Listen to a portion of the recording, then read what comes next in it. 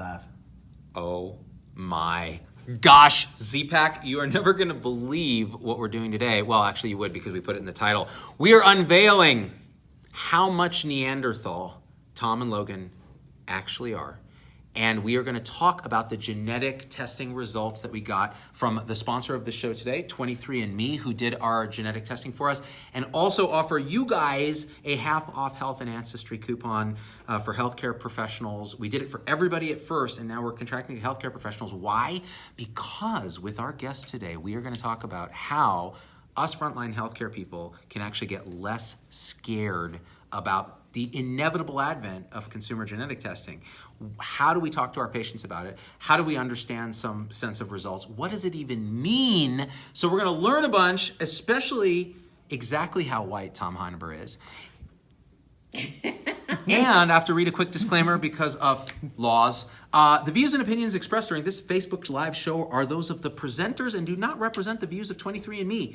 Okay? They say that because you know I'm going to go loco because I have a special guest today, Dr. Mylynda Massart, who is a family medicine doc, a PhD in awesomeness. She's going to tell you about that from UPMC in Pittsburgh, and she happens to be quite knowledgeable. I would say she's the chosen one in bridging the gap between primary care, genetic testing, and the future of everything. Mylynda!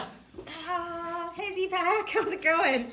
That was quite an introduction. Well, I'm not really sure how to live up to that. You already have just by showing up, because the minute I met her, first of all, I gave her the wrong address. So she shows up in the lobby with her family, and they're just looking confused. And I was like, can I help you? Oh, I thought it's he was you. punking us and videotaping us from up above while we walked around the halls 15 times. All of which was, in fact, happening. So. It was happening. But we decided, we finally got you into the right place, and we were talking, and I realized you are, in fact, the chosen one for primary care to actually help us on the front lines understand why genetic testing, first of all, why is it a thing? What we can do with our patients to better understand what they're going through when they do this testing, why they would even do the testing, and how we can have the conversation that's important. Tell me a little bit about your background. How did you even get into the space of genetics at all? Because most family docs are like, forget that. Yeah, so actually I did my PhD first before I went to med school. It's backwards. It's backwards. I don't recommend it. It's long and expensive because they don't pay for it that way. Right. I spent, many, many years in a research lab, and I still have a little bit of PTSD from that.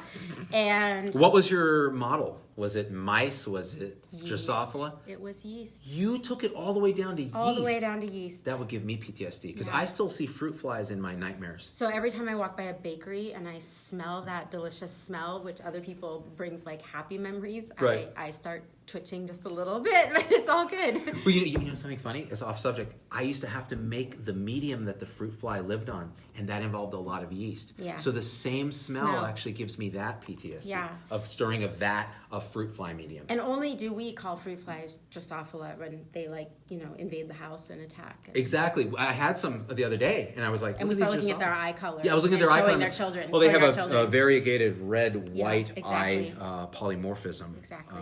So I interrupted you. Yeah, no, it's okay. So I did my PhD first, and I was at the University of Utah, which a lot of amazing things were happening in Salt Lake City at that time, including a local company that I won't name that was developing and starting a business based on the finding of the BRCA mutations. Oh. And it turned out that they did a lot of their preliminary research on the Ashkenazi Jewish community in Salt Lake City, of which I was a member. Ah. I know most people think Salt Lake City Happy and Hanukkah. think Ashkenazi Jews, Mm-hmm. but it's true. Thank you for the Hanukkah greetings. Mm-hmm. And so you're the one non-Mormon in Salt Lake City? Actually, I was one of many, many thousand. Oh. So because as soon as the Mormons said this is the place, the Jews said they need commerce. so if you walk around downtown Salt Lake City, it's like all these buildings with Jewish names. So Jewish families have been there for a long time. Yeah. And so a lot of the research was done there, and I got to meet many great geneticists through that experience, and I ended up spending a lot of time when I wanted to run away from the lab, and I would go to the clinical genetics side of the world and hang out with them and learned a lot. And I decided to go on to med school. I wasn't married yet, I didn't have kids, and I knew I was only going to be 4 years older in 4 years, so why not go to med school? And It's just kind of a side thought. You know what? That's cool. I'm just trying to inspire everybody who has a dream. Like, you're only going to be 4 years older in 4 years, so just do it. It's like you could have gotten a mochaccino, or I could have. I could get a 4-year degree and then do another bunch of years of residency. Yeah. Right. So I went off and did med school, and I was going to become a clinical geneticist. And then I got to my 3rd-year clerkship for family medicine. And this crazy thing happened. I loved it. And I was on week 3, and the attendings came over and sat me down, and they're like, Mylynda, this is an intervention. You are not a specialist. You need to face that. You're a primary care doctor, and you just have to come to terms with that. So that sort of rocked my world, and I left that day kind of dazed and confused and not sure what to do. And then my phone rang, and I will admit this was like my first generation flip cell phone. And sure enough, the call was actually coming from an ER doctor in Italy who was taking care of a patient that I had done research on during a postdoc I did during the beginning of med school. And I got to travel all around the world and characterize this rare genetic disorder and visit the families and the children. And they called me up and they said, this child from your research group is in my ER with the flu, and I really don't know how to take care of him with this disorder that he has. And so we ended up talking and we worked through things, and I hung up the phone and I realized that, genetics is not really just a subspecialty. Genetics doesn't happen in a vacuum. It's really about all of our lives. It's about how it affects our family and all of our health. And lo and behold, because I really loved family medicine, I easily convinced myself that with the onset of all of the completion of the Human Genome Project, that medicine was only going to become more and more molecular in the future, and that really genetics and primary care was a perfect marriage. Yeah. And that there's not going to be enough genetic specialists in the world to handle all of the genetics that was eventually going to come out in every area of medicine. And I always challenge everyone, like, name me a subspecialty in medicine where genetics is not going to play a role. Yep. And it's going to in every single field. And so flash forward a few decades, and here we are in this era of precision medicine, and people can spit in a tube and get their results back a month later. From direct-to-consumer testing, their doctors can order genetic tests now through the clinics and through the hospitals. And literally, we're starting to see the impact of all of the research over the last 20 years start to affect how we make medical decisions. So that's an amazing story, because you now have the perspective of the researcher and the family physician. So there are plenty of hematologists and specialists that kind of dabble in genetics, but to have the family medicine perspective brings it all together, because you have to talk to patients about this stuff carefully, and now they're empowering themselves with the data. We're moving, as you said, into the realm of precision medicine, so you can actually know much more about a patient and their aptitudes and their sort of risks, right? But, as the FDA sort of says, right, none of this stuff gives you an answer per se. It is, it may be a risk. It may be that you have to change what you do in diet and exercise and the medicines you take and how you think about yourself. And it's that kind of stuff that can be transformative from a primary care perspective. Absolutely. So let me ask you a question. I love how the garbage guy just shows up, right? The Z-Pack all got super distracted. They were like, dude, the truck is backing up now. Oh my God, look at it. It's going to back up. They're going to get the trash. That's good, because I was rambling, so they didn't miss anything anyway. Is there a genetic locus for that kind of ADHD that has to do with trash? I think it definitely segregates with being a physician. That's your squirrel. So the reason we were really excited that you could come all the way from Pittsburgh to talk with the Z-Pack is that you have quite a bit of experience, again, kind of motivational interviewing, talking patients through results, and it so happens that we have results for 2 Neanderthals, Tom and Logan. Dun, da, da, da. And we can pull them up, and maybe let's have Tom, why don't you sit where I'm sitting? Get in there, Let's do it. And I'm going to take your phone.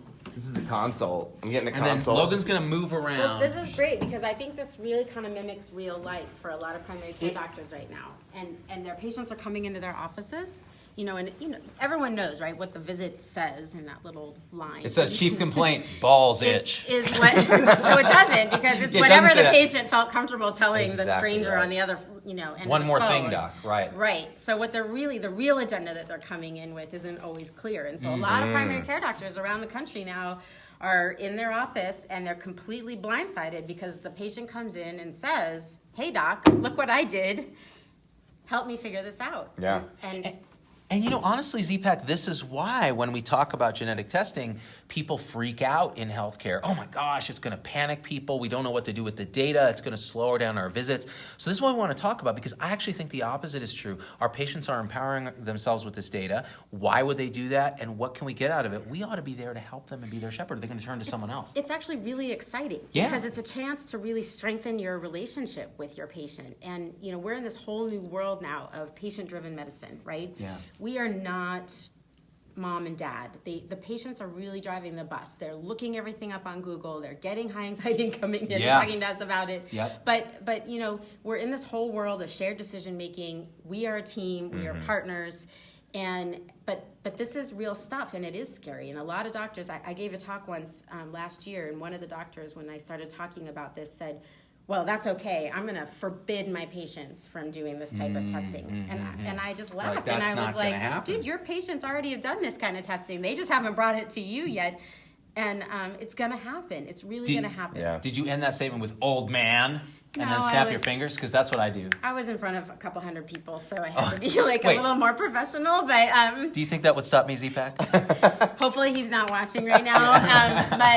But it's really going to happen. And if it hasn't happened to you yet, those of you out in the Z-Pack, it's going to happen. It's just a matter of time. So here's what it's like. And so when these dingbats, I have a pirated version of Adobe. Let me get rid of that. Sorry, I mean, everything's on the up and up, guys. So when you're actually signing up and you say, and I'm going to talk about 23andMe, but this could be any genetic testing, okay? The FDA has certain requirements on how to actually educate patients going through the process so that we don't have a situation where they're freaking out, panicking, or misinterpreting this data. And the doctors and nurses and nurse practitioners and PAs and everybody who takes care of patients can help with this. But take a look. Let me brighten this up here if I can. So the first thing is you choose your health reports. So you decide, do you want to receive actual health reports or just the ancestry stuff? And you can decide here. And you can even say, ask me again later because I don't know. Then the next sort of page, they have you go through choosing which reports you want to get. And they go through some difficult ones. For example, late onset Alzheimer's disease and Parkinson's disease. So if you don't want to know about some of those risks, now you got to understand one thing, and Mylynda will talk more about this.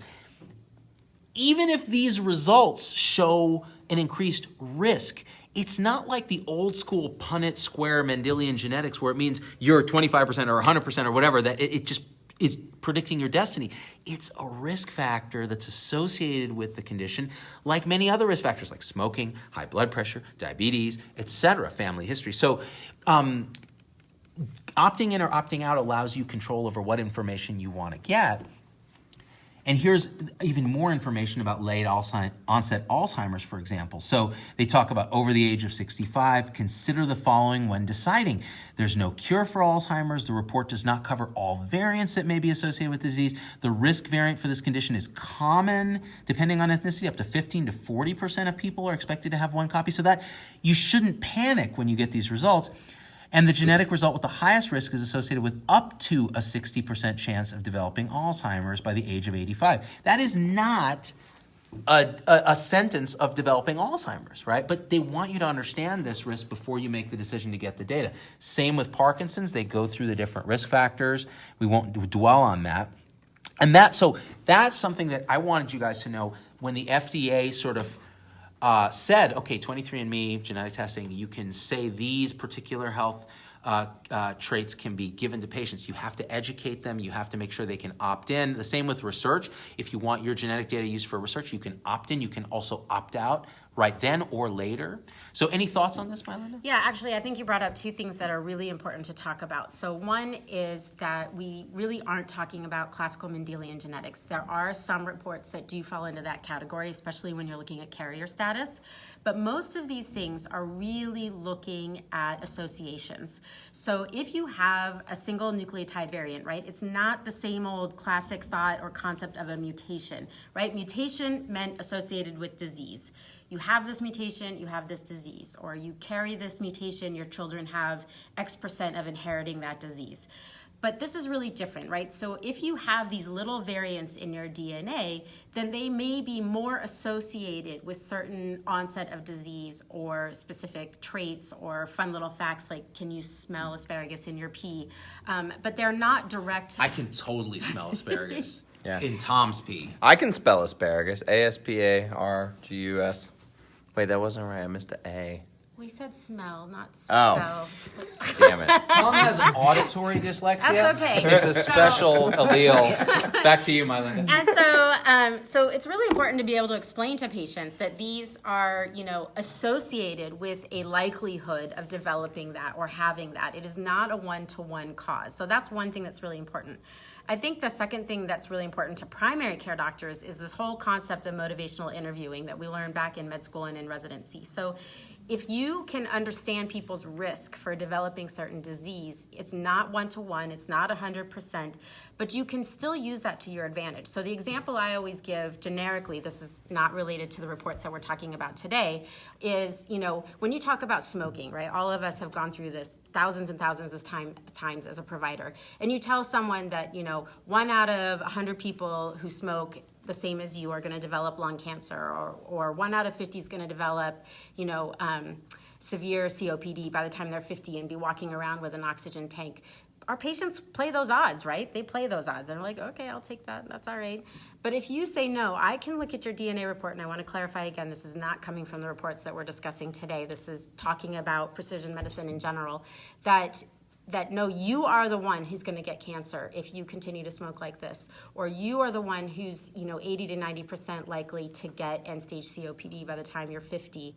That is a really different kind of motivation, right? You're way more likely to listen to that and be willing to make some lifestyle changes. So that gets me into this question. What is Tom more likely to be? White, whiter, or whitest? Or clear. Let's look at his clear. report. So here we Mylynda, go. here's Tom's ancestry report. Okay. So it looks like he is 83% British and Irish. I want to hear the accent to prove it. Can you do it? Because, No. sometimes these reports aren't right, because as I said, it's just a likelihood. It's a likelihood. Although the ancestry is pretty accurate. Look at this, 99.9% European, but you're 0.1% Middle Eastern and North African. Your ancestors did not travel. I did not know. Try this for me, Tom. Let's just do a test. All right. As a 99.9% white, I can't do that. So no, I There you won't. go. See, that was No, I won't. diagnostic. Can you say my son's name? Chaim? Can't do that either. No. Too white. Too Chaim. white, yo. Oh, But if look, you guys that's want to good. know about some good diversified options for your portfolio, come talk to me, okay? Or which yogurts are the best, which Potatoes. flavors of vanilla yogurt are the best. Yeah. Oftentimes, Tom will say things like, "Me and Buffy are gonna go down by the club and have a quick mojito." Mojito. Well, my favorite part of this report is kind of interesting because, physicians are constantly analyzing their surroundings, right? And patients often feel like we have to touch them to do our exam. But the truth is, when they walk in the door, we're already examining them from head to toe. And the frontal bossing, it was noticeable right when I walked in the door. Yeah, And then I and got then to you see look this. here, more Neanderthal variants than 52% of customers. You are in the majority for Neanderthal. What's up? Here's the thing. Neanderthals are misunderstood, you guys, okay? Listen, they were a sweet, gentle, kindly folk, okay? And the chimp, our chimp ancestors just murdered them like a bunch of dicks. So I feel proud to be half I Neanderthal. can't share the link to the show now to most of my Tom is usually Friends good and at family. ruining a show with Okay. curse words, but luckily that was not a curse word in most cultures, just in ours. So in the setting of Neanderthalism, which of course explains the cursing, the rest of the stuff, and then there's your actual DNA family. So how many DNA relatives That's are a lot of actually- relatives. You have a lot of relatives that you have used 23andMe, calculating your DNA family breakdown. Yeah. I will tell you that mine was over 2,500 today, though. Wow. So Nice. apparently my family did travel a lot. Yeah. Mine was one drunk hobo. It's just one dude. Named Roscoe. I'm Who like, just roamed the plains. Roscoe, are you, so So we're kind of laughing and making a joke out of this, but the truth is, there you go. You got There's- 4 second cousins. there's a lot of useful information. People ask me all the time. Ancestry is fun. It's a hobby. There are certain groups who really focus whole websites on developing ancestry and family trees. But the truth is, clinically, it's also really interesting. And actually, ACOG came out with new guidelines last spring that said we should no longer racially profile our patients as they walk in the door. Because the truth is, we're all mutts at this point. We really are. Mm-hmm. And I can't tell what percent of anything anybody is when they walk into my office. And yet, in terms of practicing obstetrics, you need to talk about carrier risk, and there are certain ethnic panels for carrier testing that are available. And so historically, we profiled our patients and we said, maybe we should test for cystic fibrosis, or maybe we should test for, some of these other conditions that may run more in your type of ethnicity. Right. But the truth is, really, you can't know anyone's ethnic origins now without doing ancestral testing. See, so this to me is way more advanced than how we normally practice medicine. That intuition and looking at somebody and go, well, they're African American, so we think about blood pressure and we think about this and we think about that. But they may also be Ashkenazi Jewish, and you don't know that. Exactly right. You don't know that. And speaking of not knowing, let's take a look at Logan. So Logan did not know his ancestry until, let's go to the reports, ancestry. This is slow. There we go. So you are 28.7% British and Irish. Woo. And the rest is where it gets interesting. So European, 72%. East Asian and Native American. So that may be the Hispanic. the Mexican lineage that you have. Sub-Saharan African. I'm black, yo. Finally. Yeah. I knew it. I don't know. There were a lot of colonies in sub-Saharan Africa. Oh, snap. But I was going to say we finally have a little bit of street cred at Z-Dog Industries here. 1.4%. yeah. Z. 1.4% street cred, Middle Eastern and unassigned, which I'm going to say is alien. Alien for sure. Alien DNA, Yeah, right? You've definitely encountered alien. that in your practice. Absolutely. On the daily. I'm going to say it's pygmy. We saw an alien dog 2.9% at pygmy. the airport. My kids didn't believe me. That's amazing. Yeah. All right. Well, so my report, which we won't pull up right now, but it basically said 91% Middle Eastern, which goes with my Zoroastrian Persian lineage, even though my parents were in India. 9% about 9% was South Asian. So at some point in the history, my inbred Zoroastrian relatives outbred with a South Asian local person. And now there's me, who has mostly 3 arms and other things too. Two small extra pinky toes, which provide extra support in the deserts of the Middle East. It's all for a reason. Did you find anything surprising in your ancestry when you went through? No, in fact, actually, my ancestry came back exactly what I predicted. I knew where the deviation was. So I predicted I would be 75% Ashkenazi and a quarter Scottish. Yeah. And that's actually what came back. That's nice. That's validating. So that was very validating. Yeah. And That's quite good. Now, that was ancestry. Now, if we look at genetic health risk, which we talked about in the FDA sort of education modules and the disclaimer we talked about, let's take a look at Logan. So what does this mean? Celiac disease, slightly increased risk. Logan, are you going to have a case of the glutens? Oh no. What does this mean? so this is where now all the Z-Pack docs and all the other docs out there Are like, in the world are right. like, oh no. Right. And like the Panic. heart just like drops into the stomach, and the anxiety and the sweaty palms and everything comes up. I have that on the And the heart regular is, just like, for going. being alive, yeah. So here, this gets back again to what I was talking about before. This is not classical Mendelian genetics, right? This is not that you have this mutation and that you have celiac disease.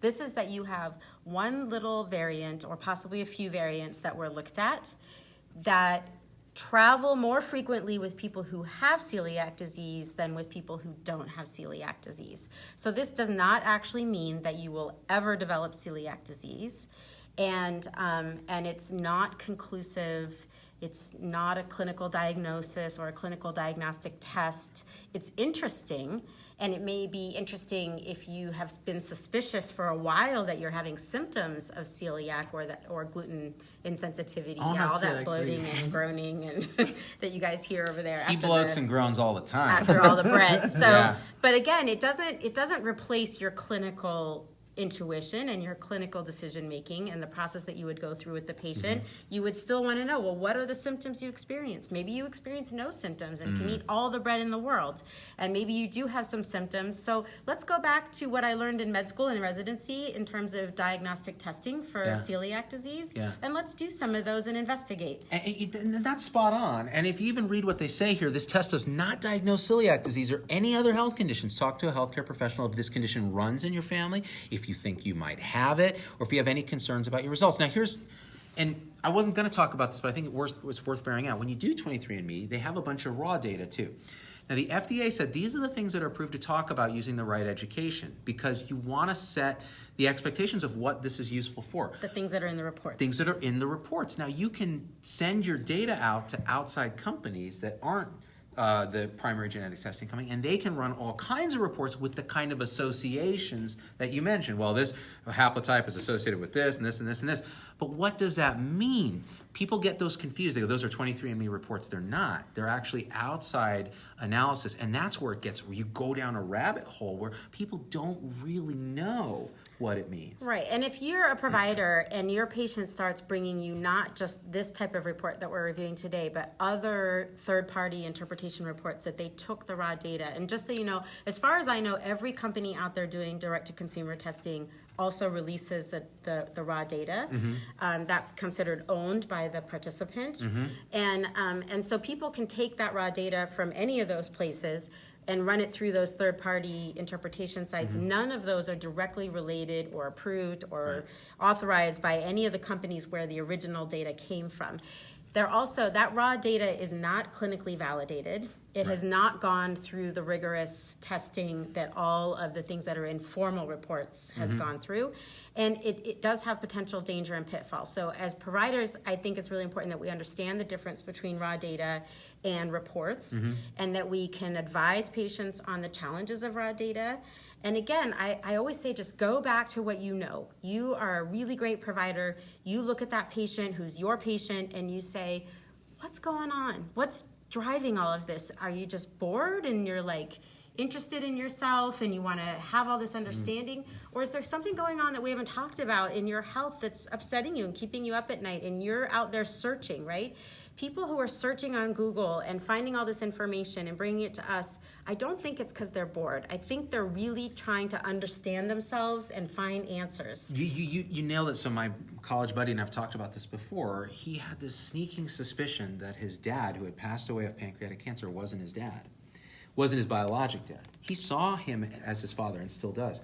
But so he went out and did 23andMe testing to find out, well, maybe I'll learn something. And he found out, lo and behold, he was half Puerto Rican and a large proportion African native and such and so on. So his dad, who was white, British, it was statistically very unlikely. Then he talked to his mom, and his mom admitted, no, it was this and that, and this is what happened. But really, what was his fear?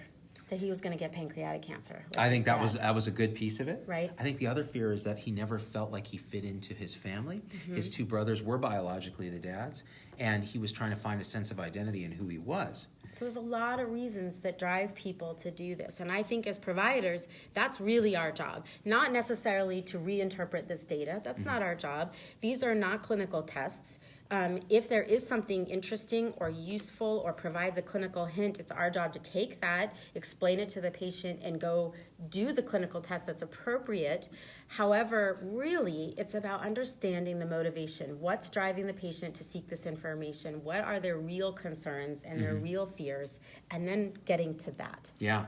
Well, looking at real concerns and real fears, are we worried that Tom is going to get age-related macular degeneration?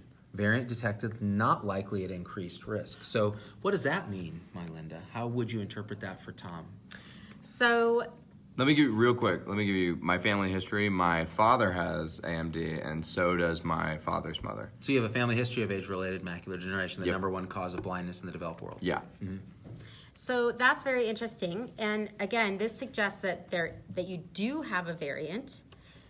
But Yep, they're one variant saying detected. saying in their report that the variant detected does not place you at higher risk.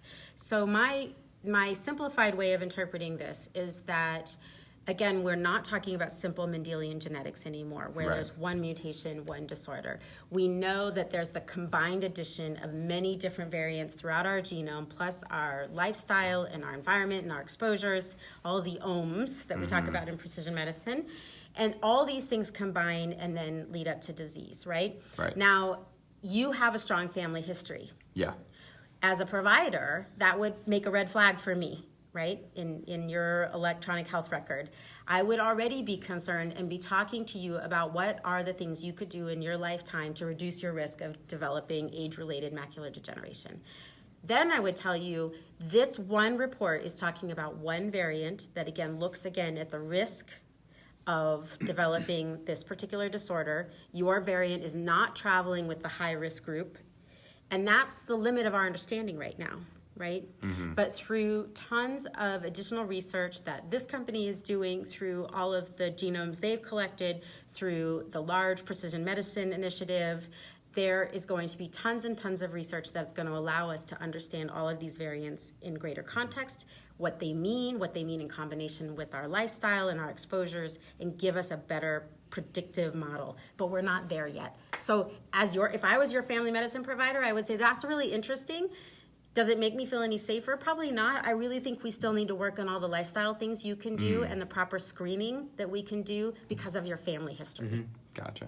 And again, to remind you guys, 23andMe is offering a 50% off health and ancestry, so you can try it for frontline healthcare providers. Because then if you go through it yourself, like I did, like Logan did, like Tom did, you learn a lot about the process so that you can talk to your patients better about it. And I gotta say, genes aren't your destiny, okay?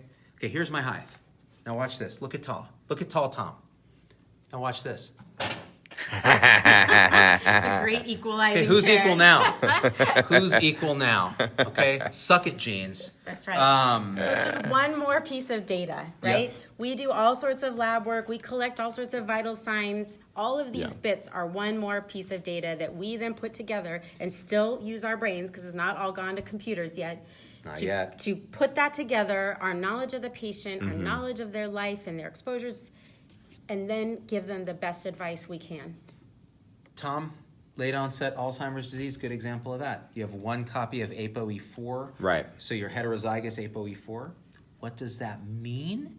It doesn't mean you're going to get Alzheimer's disease. It means that you're at a slightly higher risk statistically, because this gene tends to travel with people who get that. And so what does that mean? It means you probably shouldn't smoke. You probably control your blood pressure, probably eat right.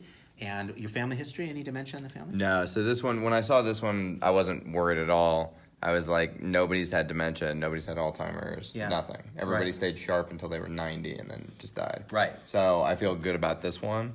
The AMD thing, probably going to definitely get that at some point. Just because of family For history. family history, So- much higher likelihood, Right. I think. Right. So yeah, Well, I mean, there so- weren't a lot of surprises in mine. I was like, super white, gonna go blind, gonna stay smart, so I know how bad it sucks being blind. You know, all that kind of stuff.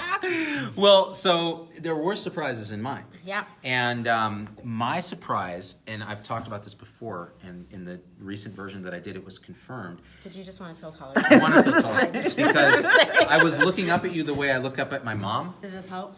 And no, now it's awkward. See, now there's too much. There's a power. Okay, sorry. Yeah. You see, this whole thing is very. It's genetically based, but also culturally based. Very So I found out that I have two heterozygous variants that increase my risk of blood clots: factor V Leiden, heterozygous, and prothrombin 20210A, heterozygous. Correct. Now, that is an interesting finding because it does put me at a considerable higher risk for having a blood clot. Yeah. What are your thoughts if I came to you? And believe me, the first time I saw this, I panicked. And part of it was the way it was framed in the old system where you just get all the data. Now I was actually much more educated about it. But how would you counsel me?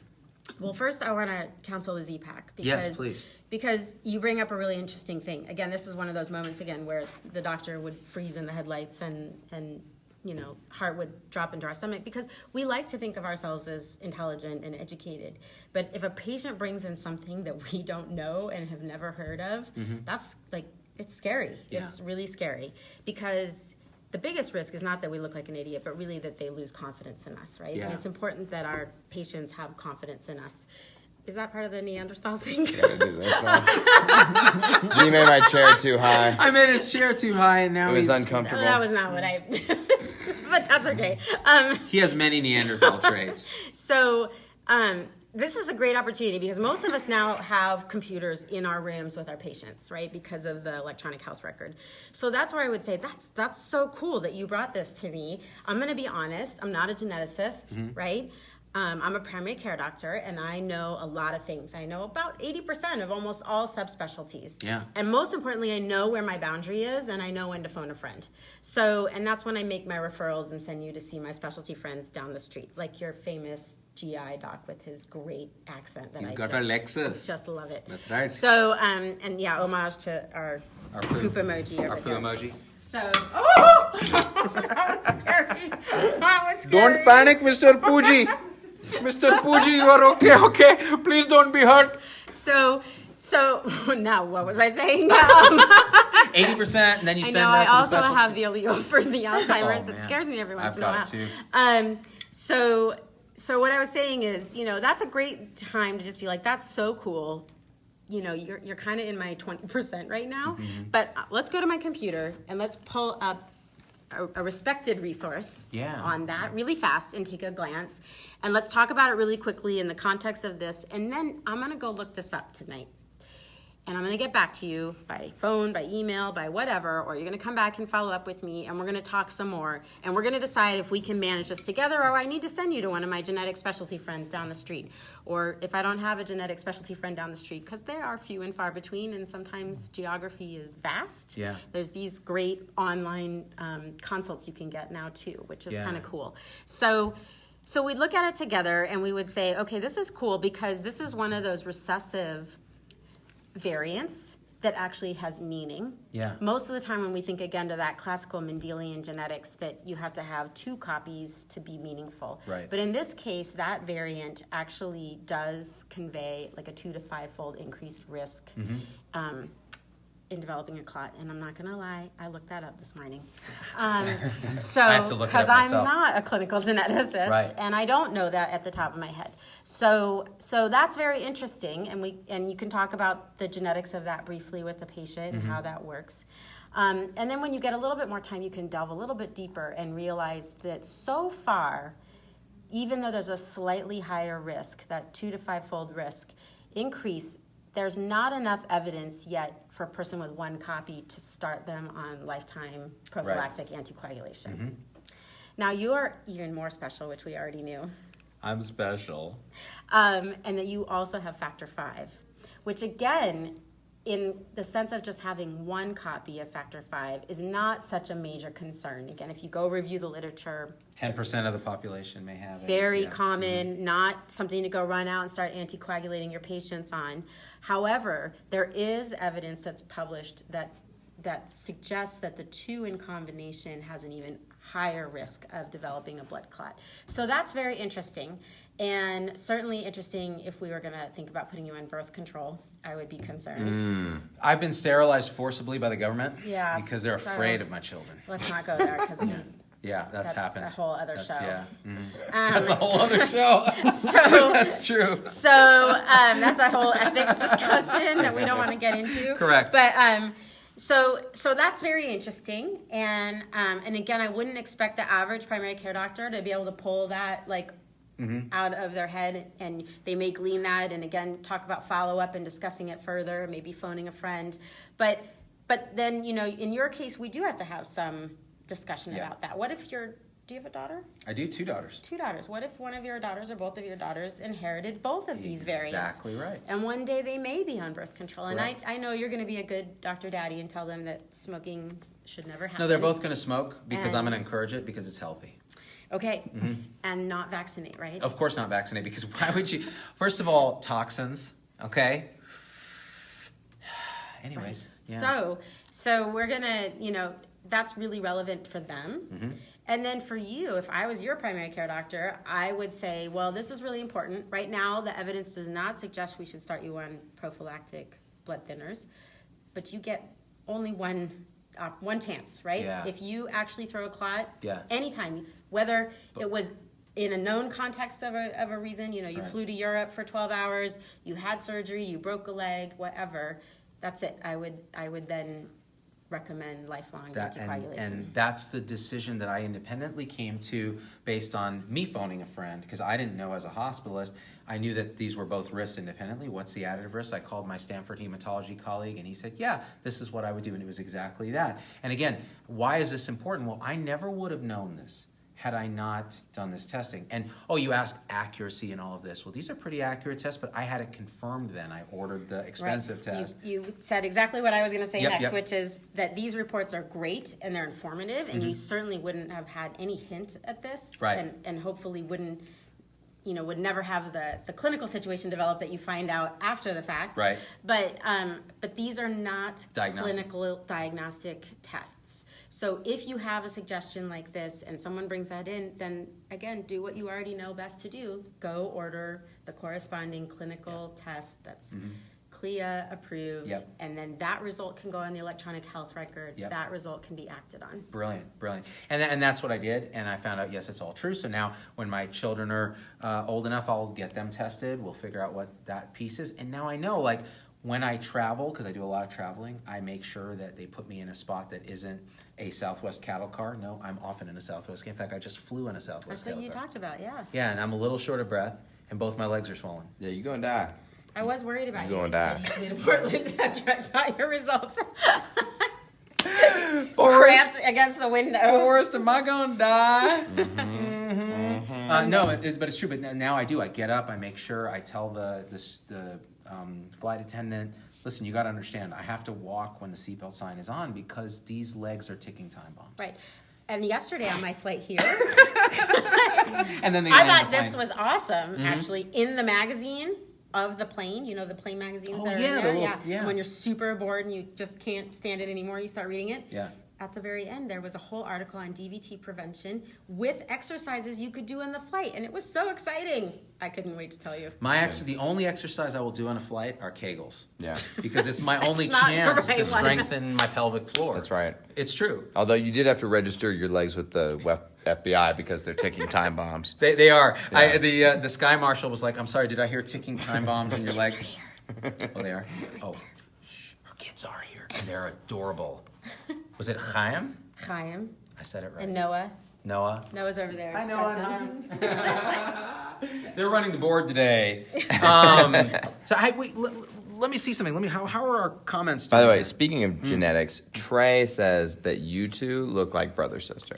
And I kind of agree. Listen, because of the restraining order, I can't get too close to her, but I'll say this.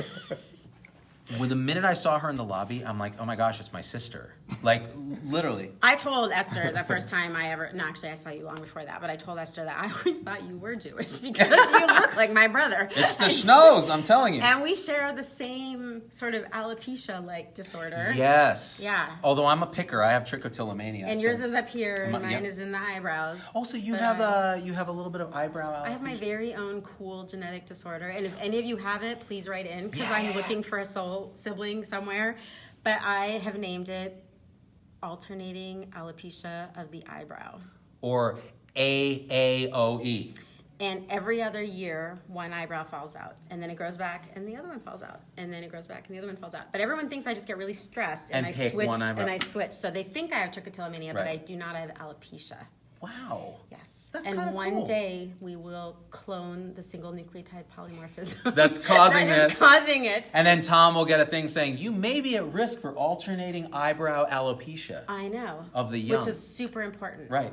It's really not super important. And I did draw it in for you guys today as best as I looks could. great. But what is important, again, kind of going back to that concept of motivational interviewing, I did personalized genomic testing myself, and as part of a way to educate myself as a provider, I wanted to understand what these reports were about. I wanted to prepare myself before the patients started That's bringing why them we in. got the coupon, guys. And now we're actually building a whole course to train primary care providers where they get to do their own personalized genomic testing and use that raw data not for anything clinical, but as a learning tool to actually better understand this and understand how to use it to explain to our patients. But that's not my point. But what's the trial called?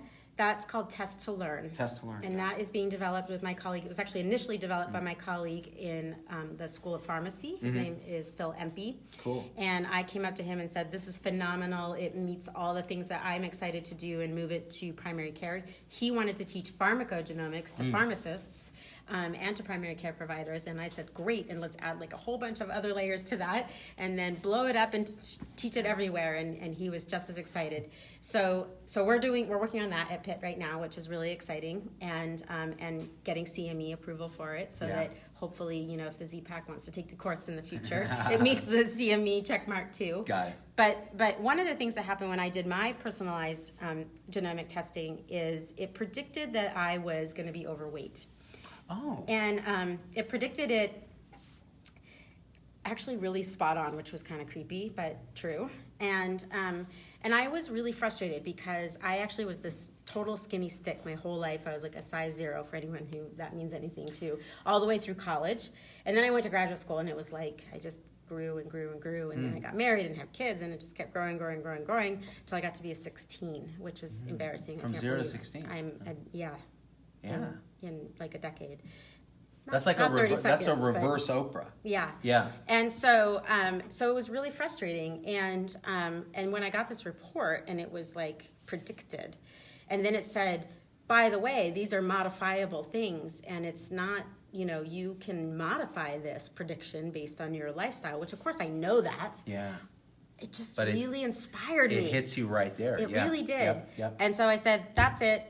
Done. I am not going to let this test result predict my weight, and I am gonna modify it. And I lost 30 pounds, and it feels fantastic. I actually and it did my own motivational interviewing, right? And so I needed that level of information and insight to finally inspire myself to say, how can I go about and tell patients this if I don't go and do it myself first? See that, and that's exactly our point. So people, and I know some people are concerned about privacy. I want you to go to 23andme.com/medical, and there's a lot of information on that. If you worry about what they're doing with your data and that kind of thing, you can read more about that. Here's a comment from Jill Kramer. I'm concerned that many people won't understand the nuances of this testing. A risk factor isn't the same as a mutation, and a genetic testing in an asymptomatic person is interpreted differently than in a symptomatic person. You've covered all this well, but these tests are going to be misunderstood and cause anxiety from a neurodoc.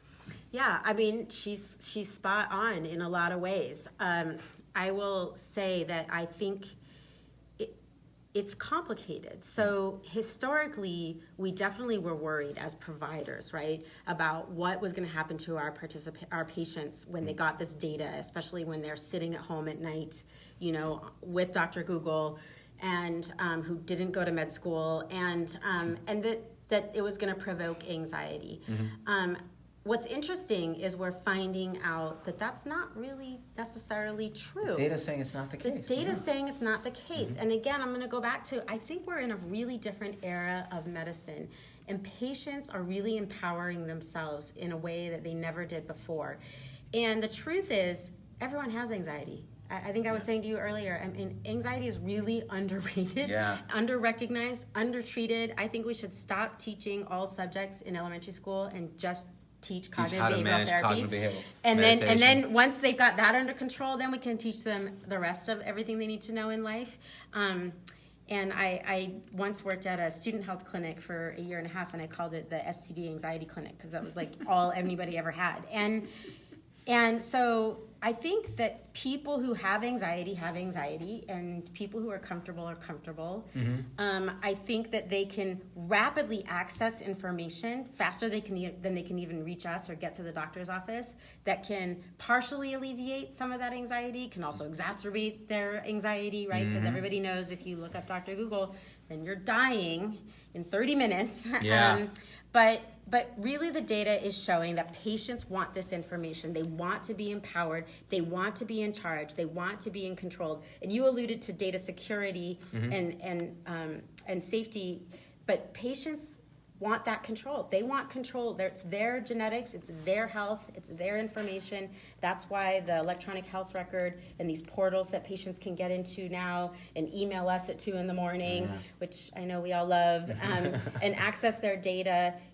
It's happening all the time now. And I think that what we need to do is provide the support and be ready with the background information so that we can alleviate the anxiety, which, by the way, I think is 90% of what we do anyway, every single day, is we normalize things for people. Agree.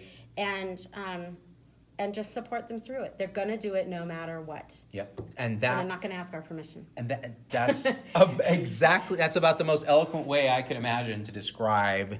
It's like you do this for a living almost. Oh, right. I think I might too. I think she might. I mean, and that's why we partnered with, and again, this is more disclaimer purposes, we partner with 23andMe for the show because we wanted to bring to primary care docs, to everybody on the front lines, this understanding that this is here. Yeah. People are doing this. It's empowering for patients. Why can't we be part of the solution instead of pushing back? Yes, we should always make sure it's correct and that the anxiety is not increased, but the data is starting to say that it's not. So we ought to be part of the solution. So if you want to try it, there's a coupon code. Let me ask you a last question. What are you working on now that's got you excited? So I'm very excited. Since I have joined UPMC and the University of Pittsburgh, it's like all the doors have just been opening up, and it's so much fun. So as a family doctor, I do full spectrum family medicine. So I deliver babies. I do hospice. I'll give a shout out to my Bethany hospice team, so they'll be excited. Nice. and then everything in between. But in addition to that, I now do 30% research, and I really call myself a research catalyst. So one, because I think it's cool to be an enzyme, and two, because I still have that PTSD from my own research as a graduate student, and so I am working with the Clinical Translational Science Institute on a couple of different projects. So one is that I am working on special populations, which is really now being renamed underrepresented in biomedical research. So populations to make sure that they're being included and that barriers are not being put in place to their inclusion in research, as well as addressing research questions that are really important to those populations. And I'm going to go back and add Neanderthal to that growing list of categories. Special populations. I love it.